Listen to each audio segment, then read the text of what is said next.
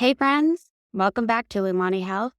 I'm Steph, your nurse leader, patient advocate, and your personal guide through the often confusing world of healthcare.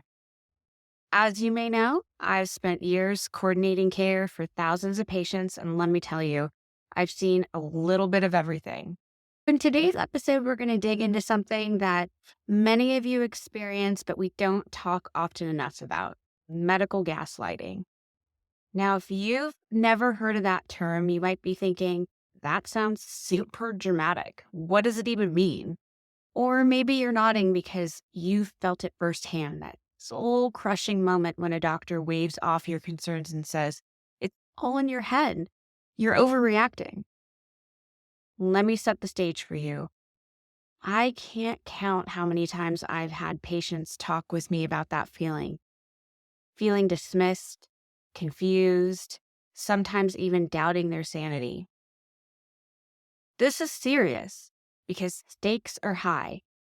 Undiagnosed or misdiagnosed conditions can lead to bigger health problems down the line, not to mention the emotional toll of feeling unheard. In this episode, we're going to tackle why medical gaslighting happens, how to spot it, and how to protect yourself. We're going to get practical too.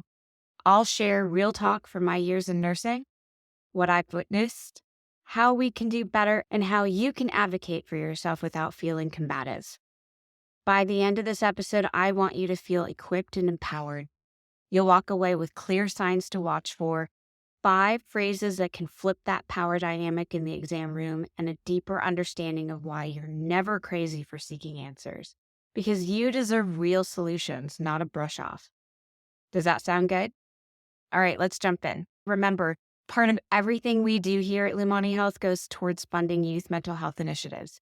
So while you're learning, you're also part of a bigger mission. Thanks so much for being here. Okay, so let's start with the basics. What exactly is medical gaslighting? Gaslighting in general is when someone makes you doubt your own reality or sanity. In a healthcare setting, it happens when a provider dismisses your symptoms, suggesting they're exaggerated, purely emotional, or not worth investigating. Now, is it always deliberate?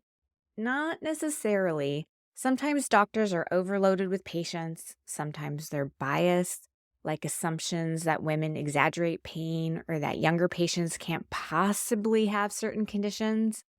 But whatever the cause, the result is the same.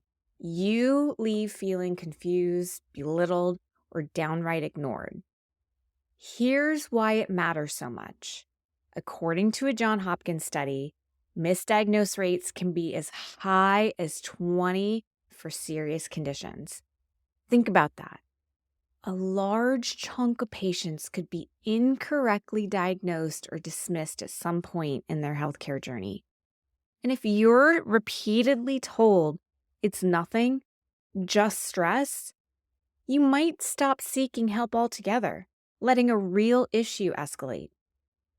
I've had patients talk with me after 6 months of excruciating pain only to find out they have an autoimmune disorder that could have been managed altogether from the very beginning. Or young women told your cramps are normal who end up with advanced stages of endometriosis. That's absolutely heartbreaking. Serious conditions can get overlooked, and that has long-term consequences. As a nurse leader, I've seen the system from multiple angles. Providers are often stressed, short on time, or constrained by insurance protocols. I understand we're all human, but none of that should result in ignoring or invalidating patients' concerns. It's not just a bad experience, it's potentially life-altering. That's why you need the tools to stand up for yourself.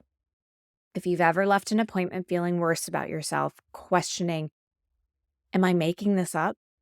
Then today's episode is for you.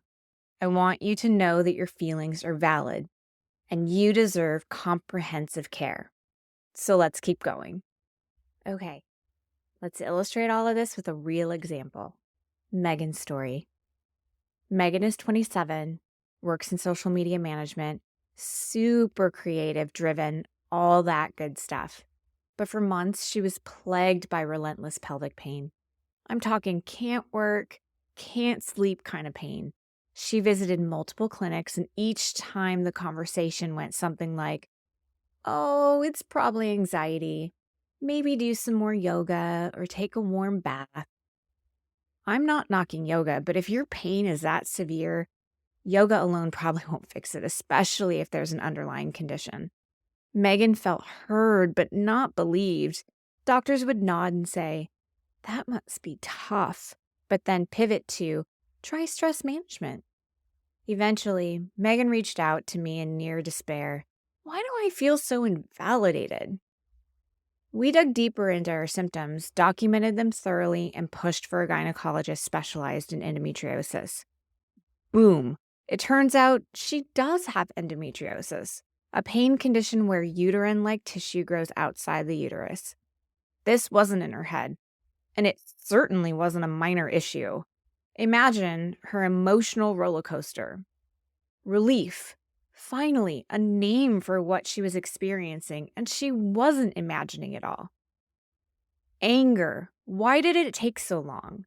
Could she have avoided months of agony if doctors had listened to her earlier? Determination. Now that she had a diagnosis, she wanted to share her experiences so others wouldn't suffer in silence. This is the gut punch of medical gaslighting. It makes you doubt your reality, sometimes for so long you second guess every ache and symptom. That's why this conversation matters.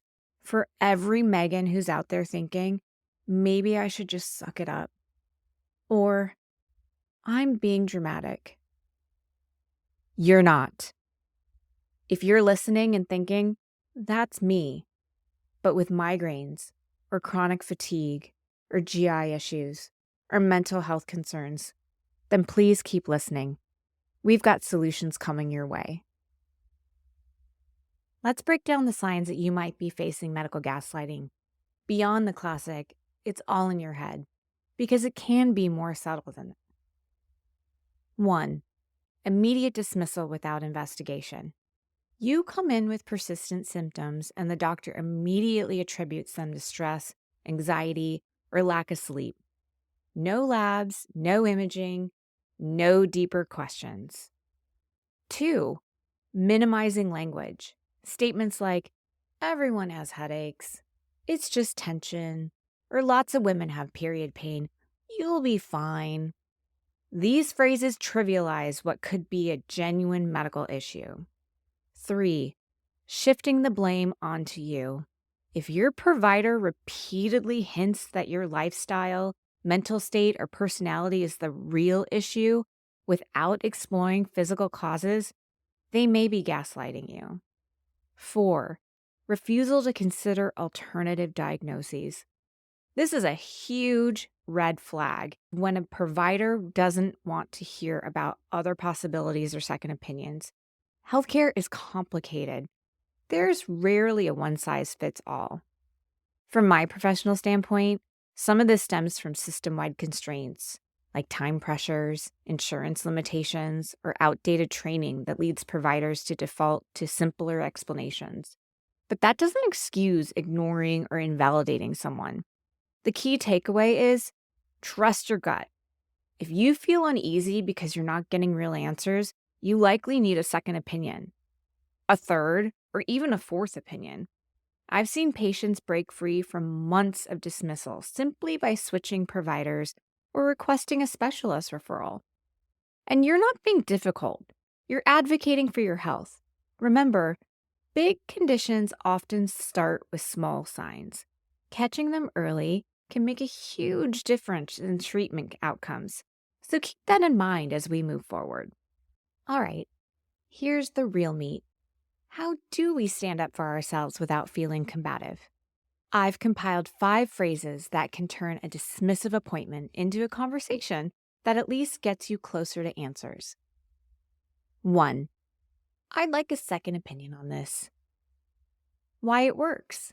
Providers know a second opinion means scrutiny. It signals that you're serious about your care. In my experience, hearing this often prompts them to dig deeper or refer you out rather than brush you off. 2. Can you walk me through your thought process on this? Why does that work? Doctors have a reasoning pathway for diagnosis, but they don't always share it. This question gently forces them to articulate the rationale. If they can't, it might reveal gaps in their assessment. 3. What else could these symptoms indicate? Why does that work? This invites them to explore differential diagnoses. Instead of focusing on one easy guess, they're reminded that multiple conditions can be present similarly. 4. I'd like this documented in my record. Why does this work? Once something is in your official record, it's traceable. If a provider is hesitating to investigate further, requesting documentation shows you're not passive about your care. Plus, you escalate later, you have a paper trail. Lastly, if you say, I'm not comfortable with it's just stress, can we dig deeper? This will work because you're respectfully stating a boundary. You're not insulting them, you're just saying that conclusion doesn't sit right with you. I want more exploration, is what you're saying. Incorporating these lines might feel awkward at first, but for some of us, you aren't used to challenging authority. But for the healthcare relationship, it's a partnership, it's not a dictatorship. You have a right to clear explanations, thorough investigations, and most importantly, respect. A pro tip: keep a symptom journal. Log dates, times, severity, your triggers, and any relevant details. This evidence-based approach can help you present a fuller, complete picture, making it really hard for someone to wave you off. And if you suspect you need specialized care, do your research. ACOG for women's health issues, AMA guidelines for patient rights, or even the Patient Advocate Foundation if you suspect insurance or cost is a barrier. That's your healthcare compass. I've covered a lot of ground today, from what medical gaslighting is to why it matters, to Megan's story of endometriosis, the red flags, and now you have 5 powerful phrases to reclaim your voice. If there's one thing I hope you carry away, it's that you are never out of line for advocating for your health. In fact, that's exactly what we need more of. Patients who feel empowered to say, hang on, let's make sure we're not missing something. So let me recap the big takeaways in case you're jotting notes down. 1, medical gaslighting isn't always intentional, but it definitely has real consequences. 2, Megan's journey shows us exactly how easy validating pain gets brushed aside. 3, trust your gut. If you leave every appointment feeling that didn't address anything, look deeper or switch providers. 4, use the 5 phrases. Second opinion, explain your thought process, what else could it be, put it in my record, and refuse to accept a blanket, it's just stress. And lastly, keep track of your symptoms, gather your evidence, and don't be afraid to reference reputable resources. As always, remember, I'm rooting for you. We are on a mission to help people navigate the healthcare maze and to fund youth mental health initiatives because we believe no one should grow up feeling ignored or silenced. If you found this episode helpful, feel free to share it with someone who needs that extra confidence boost. We've got more resources and real-life stories here on my YouTube channel, so be sure to subscribe. And also, we have some more in-depth stories over on my Substack, so check out a notes section on how to subscribe for free. As always, it's such a pleasure to talk with you all. Thank you so much for spending this time with me. Being informed is the first step towards being truly healthy. Stay curious and keep advocating for yourself. I'm Steph, signing off until next time.